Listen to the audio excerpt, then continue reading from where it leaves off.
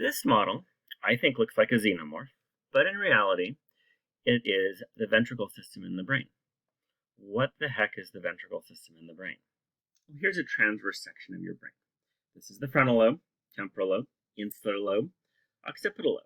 And you see these two blue things right here. And those are actually representing hollow cavities inside the brain. Those cavities are called ventricles. And these ventricles make a fluid called cerebral spinal fluid.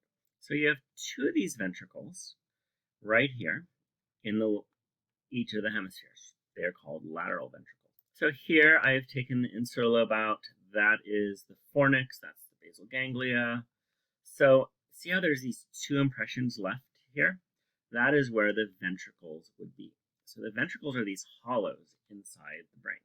So this is a different brain model. This is the occipital lobe back here. So you see there's these hollow cavities that are inside of it. And here's another view. So this is the insular lobe. The red is actually the basal ganglia.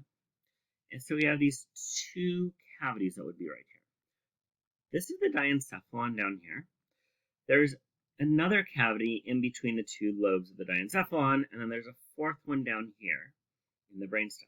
So what you get is a xenomorph a ventricle system model. So this would be rostral, that's towards the nose. This would be caudal, and this is medial. So this would be the medial view, this is the lateral view. These are the lateral ventricles right here. So there's two lateral ventricles. And you could see there's a passageway going in to this third ventricle right here. Now there's a hole in the middle of the third ventricle. That is for the interthalamic adhesion. There's a commiserate tract that goes from the left part of the thalamus to the right part of the thalamus and vice versa.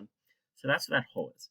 So these lateral ventricles are in the cerebrum, and they drain into this third ventricle that is down here. So here's the label picture, lateral ventricles, they drain into this third ventricle right there. Now, the passageway, which is very hard to label, is the interventricular foramina. That means plural, by the way. So this is the third ventricle.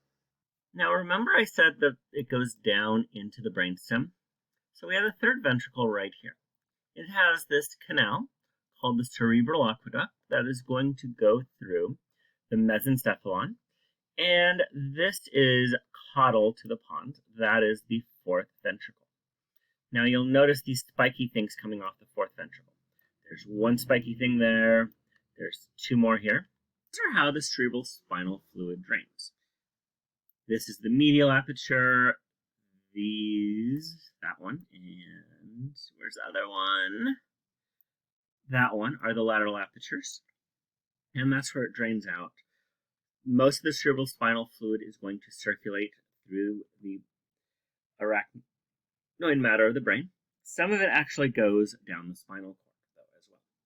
So that is the ventricle model. Now you'll notice that is all backwards. That's on the wrong thing. That's upside down. To get it so it's right side up in this view, I flipped the picture upside down. Notice that's actually the rotating table. So if you click on the enlarge mode, it is going to flip upside down, just to warn you. So that is the ventricle system.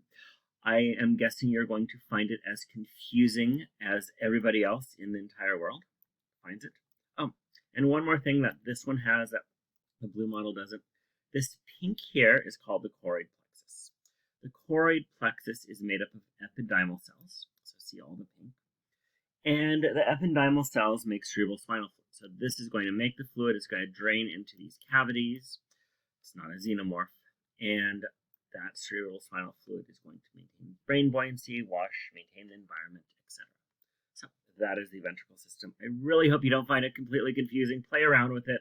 Be brave. Zoom in, it'll just be upside down.